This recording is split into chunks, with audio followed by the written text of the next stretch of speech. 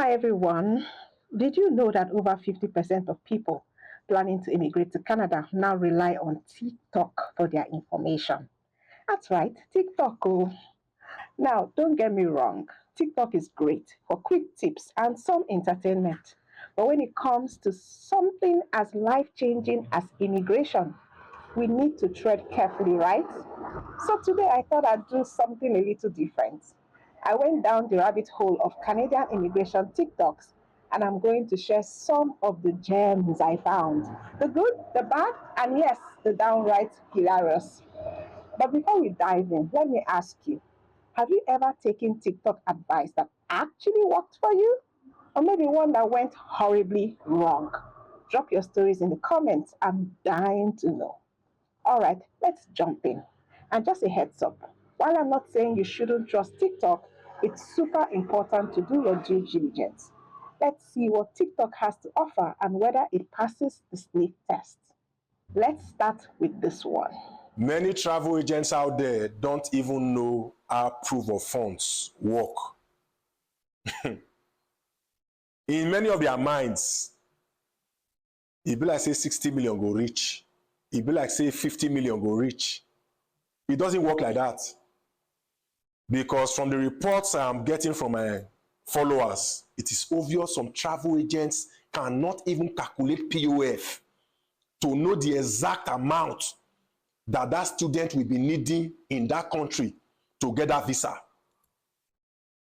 Now, there are some of my followers now, after calculating the POF they submitted with their student visa application, it is like way below the money needed to get that visa.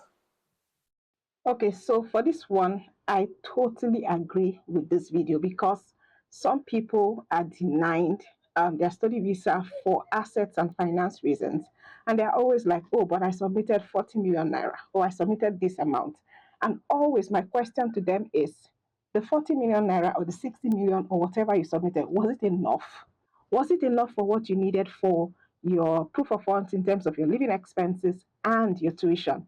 And most times they are not sure. They just see 40 million naira as a big money and they feel it to be enough. Sometimes they are even going with family, but they submitted only some amount. And by the time you convert it to Canadian dollars, you will find out it's actually not enough. So this is my advice. If you're submitting a Canada study visa or just any visa at all, make sure you're converting the money from your currency to the Canadian currency, just to be sure that it is enough and that you're not just looking at the money as a big money in your own currency. So, as a point of reference, if you're coming to study in Canada, the proof of funds for living expenses is $20,635 just for yourself. You also need to provide proof of funds for your tuition. So, by the time you convert that your 40 million or 60 million, you would know if it's enough or not. So, don't just leave it to an agent. Yeah, you yourself do the conversion and be sure that you have enough money. Okay, now let's move on to the next one. Anyways, I know the next step is to start looking for jobs because if you don't have a job in this country, I don't know how you will survive in the next 1 week. So as you're entering the job market, I said let me get you ready, prepared for some of the things you experience, because if I tell you about it and you start experiencing it, you will no longer be surprised. You'll be like, okay, it's just like preparing your expectations. So some of the shege the job market here will show you. Number one, if you don't have a valid license, some of these jobs won't take you. Some of the jobs require, before I continue, disclaimer, this is my experience. This is something I experienced myself. Okay, so basically she's talking about how difficult it is to find a job for newcomers, yeah? And honestly, even though I'm not like disputing what she's saying, sometimes it might be difficult for some newcomers to find jobs. Sometimes it's not so difficult for others. Now, you need to understand that you're coming to a new country and you might have to start from the beginning or from the middle. You might not be starting from the top, even if you were in the top in your country. Yeah. So that's what a lot of people don't understand. They don't do their research, they don't manage their expectations. Recently, I did a video and I talked about 10 of the easiest jobs to get for newcomer. I'm going to link it somewhere up here. Please click that video. Click on it and watch it. So whether you're an international student or just a newcomer in Canada, you're going to find it very helpful. Now let's hear what some other things she has to say. Number 3 is the most annoying one. Canadian experience. You're coming from a country, say Africa, say Europe, say US, you're coming to a country to work. And they're telling you that before we hire you, you must have Canadian experience. Make it make sense. Where am I supposed to get this experience if you do not give me the chance? If you do not give me the opportunity? That was a question I kept asking myself until I understood what they want you to do. They want you to do all those small menial jobs, all those warehouse, Tim Hortons, KFC, and get that feel, that Canada culture feel. Then when it's on your CV that you've worked somewhere, you've gotten that Canadian experience, and that is when you'll be considered. That's when I noticed that at first it was so hard for me. Okay, so basically, she's talking about the Canadian experience, and this is a dilemma I've talked about in a previous video. When you come to Canada, by the time you're looking for jobs, some employers actually are a little bit skeptical to take on someone who doesn't have Canadian work experience. And it's simple to understand why, right? So if you don't have the Canadian work culture, you've never worked in a Canadian company, they feel that you might not be a good fit for them. Yeah. Even though it's like a chicken and egg situation. Yeah, like, okay, I just came. Where am I supposed to get this Canadian work experience if you don't employ me? Yeah. So you need the job for you to get the experience, but they are expecting you to get the experience before they can employ you. And that's why sometimes you do certain jobs that might not be in your field, just for you to get the feel of the Canadian work culture and for you to have something to put on your CV so that these employers are more willing to employ you once they see that you've worked in a Canadian company. So this is some things that some newcomers don't understand. And the way you work on your CV and your cover letter, your interview skills, the way you present yourself at interviews, all of those things are important in getting a job in Canada. There are people who land here and in 3 weeks they have a great job.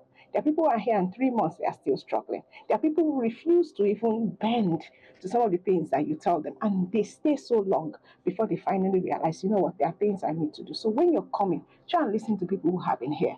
Network. Your network is so great. Look at your CV and your cover letter and try and start from somewhere. If you were a senior manager back home, well, you might have to come down to a little bit of, a little bit lower before you start working your way up. This is one thing that some people don't understand. I think that this is a great video. She's talking from her experience, and her experience is the experience of a lot more people here in Canada. Okay, now let's look at another video and see what this one says. Stop wasting your funds, your finances, applying to schools that will not give you admission. If you were doing it before, stop doing it. Don't do it. I say stop doing it. These are the top 5 universities you should be applying to in 2024 that will definitely give you an admission. Number 1, you have Lakehead University. Number 2, you have Thompson Rivers University. Number 3, you have the Lethbridge University. Number 4, you have University of Prince Edward Islands. And number 5, you have Mount Allison University. These universities, the acceptance rate is extremely high, so you should be applying to these schools, especially if you do an early admission. Okay, so I have even done videos on top universities in Canada, including top colleges in Canada. But the problem I have with this video is saying that you will definitely get admission. I think it's misleading for you to tell people that they would get admission in these universities. The thing that you can say is that yes, maybe they do have a high approval rate. She should have even put the rating there. Let's even know, is it 60%? Is it 90%? What is it?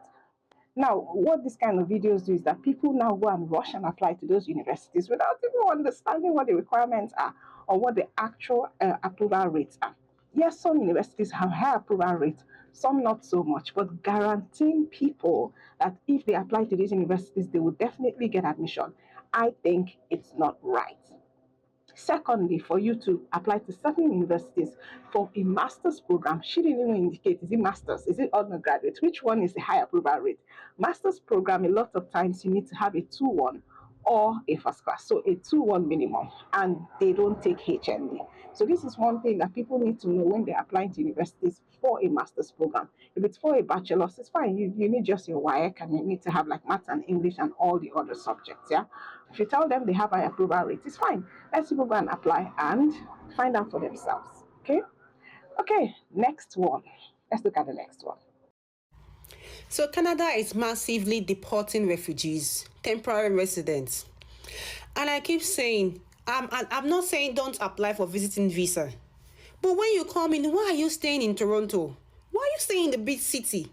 What are you doing in Mississauga? What are you doing in Brampton? What are you doing in Quebec, Montreal? There are remote areas you can go to. There are Saskatchewan, there are so many remote, there are New Brunswick.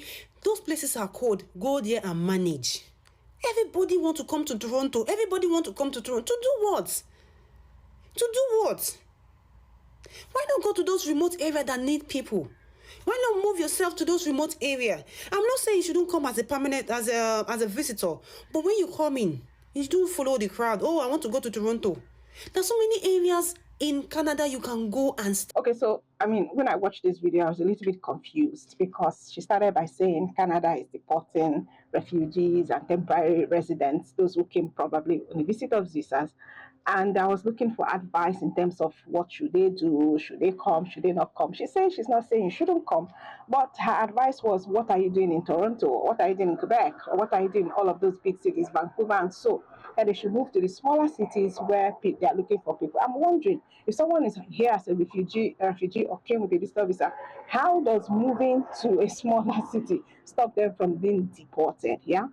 I feel that the advice here is not complete, and some people will just say, like, okay, I'll come, I'll move to a smaller city. No, I think what she's trying to say, which is the right thing, is for especially for visitors who are coming and trying to get a job so that they can apply for a work permit following the temporary policy that Canada has in place, that visitors in Canada, if they get an LMIA and a job offer, can apply for a work permit.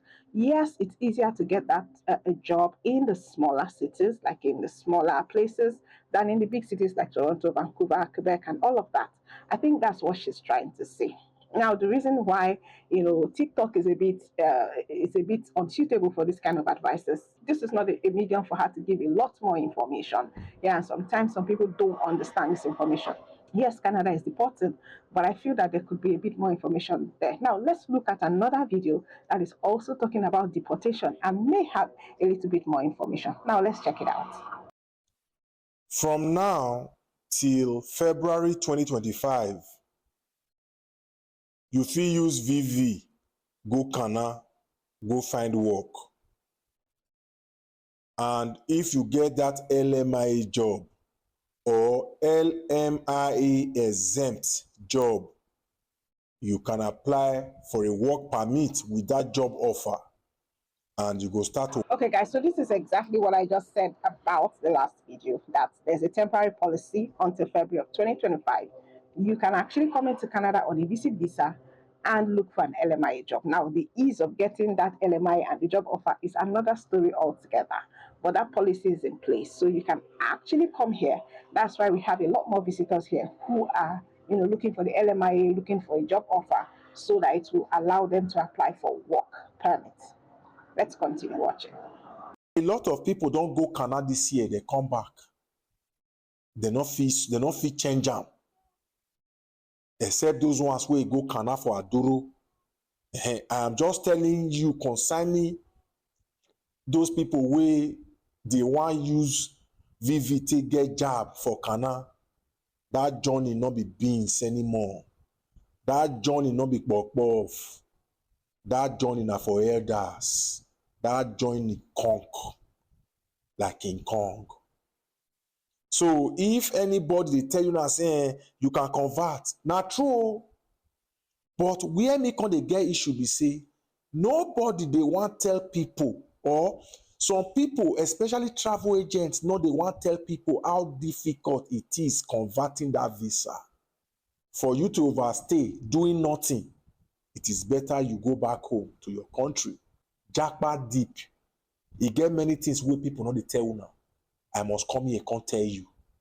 Okay, so basically reiterating what I just said in terms of how easy or difficult it is to convert a visit visa to a work permit or to any other visa. Yes, the possibility is there. You can convert a visit visa to even a study permit. I don't like to use the word convert. You can actually, if you're here in Canada on a visit visa, you can apply for a study permit if you get admission.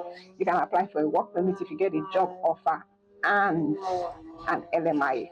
How easy it is to do it, like I said, is a story for another day. I have a video talking about converting visit visa to work permit. I'm going to link it somewhere up here.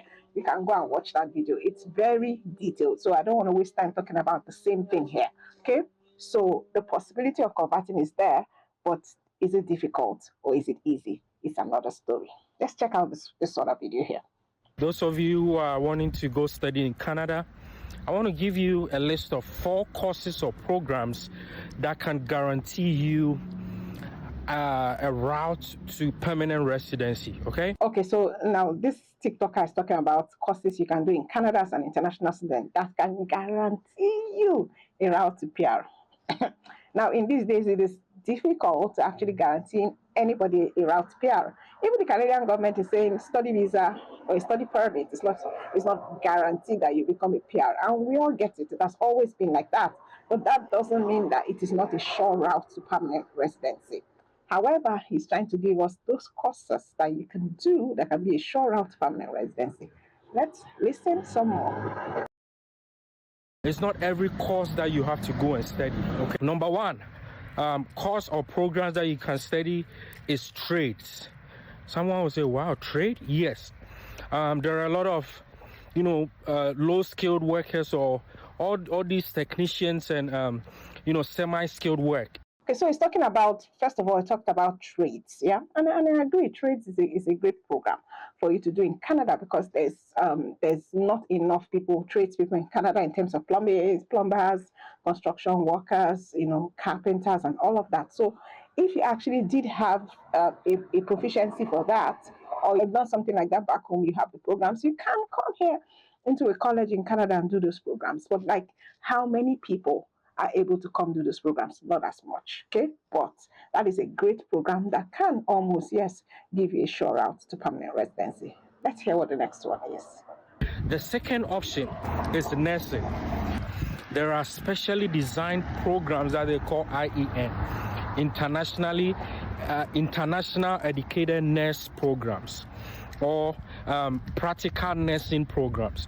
What this program does is that it is tailored to give you the basic nursing skills and prepare you to write the NCLEX exam.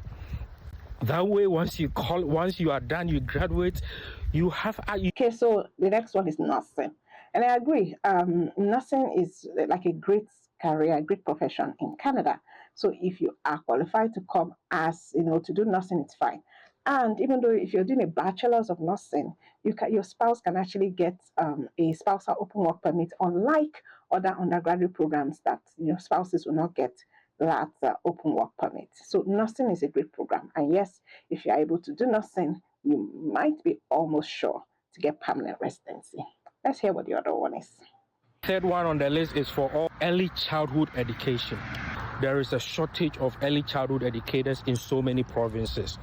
Newfoundland and Labrador, British Columbia, Alberta, all these places. So guys, if you're a teacher or you're in the education field, go. We also mentioned early childhood education, that there's like a lack of enough early childhood educators in Canada. Early childhood education is a great program, yeah? I haven't seen any master's program in it, so if you wanted to do it, you would have to look at the colleges. I think they have diplomas, advanced diplomas, and probably graduate certificate programs in early childhood education. It's a great program for you to do. Let's hear what the last one is. The last one on the list is in the IT, also specifically software development, financial analysis, SQL database, cyber security, right? Cyber security, or business analytics, right? Business analytics, right? So all these field in IT, it is a hot cake. So he also mentioned courses in IT, particularly cybersecurity, data analysis, business analytics, financial analysis. These are all great programs, yeah? So if you can do any of this, there's a great career profession in Canada in all of this. Now, this doesn't mean that other programs are not good. Like, I don't want people to now be feeling that, oh, if I'm not doing any of this, that means I don't have a chance or I shouldn't come to study in Canada. You do have a chance. You can still come to study. They are just singling out some of these programs and occupations that are in demand in Canada. Like, if you can do them, definitely. But if you don't have a background with any of this, you didn't study any of this, and maybe you don't have work experience in this, you might not be able to come and do this. I guess you might be able to change your program when you're in Canada, but these are some of the courses. I don't like to put people under pressure by mentioning some of these courses because some people feel bad that they can't do any of these programs. But definitely, I agree with this video that these are some programs. There are more of them that can give you a chance in Canada. There are much more programs, but because of the length of this video, I won't be able to mention that. But if you check out my channel, even my TikTok channel, you see some programs that I've mentioned that have a great, that are greatly in demand in Canada, and that I would advise you to do. Let's look at another one. Guys, when someone is saying if you have opportunity to Japa and you guys are not taking it serious, take it serious. If you have opportunity to leave the country, please do. If it is one person from your family, even if it's one person that you guys are able to put money together and send him abroad, please contribute money and send the person abroad. Contribute money, send the person abroad. At the long run, you will come here and thank me later. So basically, this video is talking about the need to Japa if you can. Yeah. So there's the argument of to Japa or not to Japa. It's actually a personal decision. Yeah. The fact that you Japa doesn't mean that, oh, you've gone to heaven or you're much better than people who haven't Japa. It's a personal decision. I don't like people to be under pressure to Japa just because everybody's Japaing. So don't Japa just because everyone is Japaing. Don't Japa just because you see, it in the news and all of that. Japa because you have a plan. Japa because it's what you want to do. Yeah. I don't force people to say, okay, you must and all of that. Yes, I do say if you have an opportunity and you can, definitely do. Now let's hear what the rest of the video is saying. That is why they don't care about the security of the country. That is why they don't want to know about how you're protected. How about you when you're walking along the street? No one protects you. No one protects you. No one is going to pay for your own mobile security. All these are leaders, they don't send you at all. They don't send you, bro. They don't send you. If you like, do rally. If you like, make 200 people die. No one cares. That is the reason. Because they have everything at the tip of their finger. They have money. They have everything. How about you? Do you have everything? Okay, so basically it's still on about the same thing, trying to tell us why we need to Japa, talking about his own experiences and all of that. I don't like to talk down any country, and I'm definitely not talking down my country, Nigeria. People are making it in Nigeria, like you said there. And of course, people are making it here in Canada. People are making it everywhere. It's just where your luck is. It's for you to think about, do you need to leave the country? Do you think that you have more potential if you leave? Yeah, so that decision is yours. And I think this is the last video that we're going to look at today. I don't know if you like this kind of content. I mean, I was just going through TikTok and I thought I should bring this content to you. However, remember that TikTok can be a fun starting point, but always double check your information with official sources or an immigration consultant. If you found this video useful or just enjoyed it, click that like button. Don't forget to subscribe for more content like this. And talking about different ways to move to Canada, you might want to try the express entry, which also now has a category-based draws. And this video here is going to give you a step-by-step guide of how you can improve your CRS scores if you have been in the express entry pool for a while now and your score is very low. That video is very useful because there's personal experience of one of our subscribers in that video as well. Go check it out. And thank you so much, guys, for watching. And if you like content like this, let me know. I'll see you in the next one. Bye.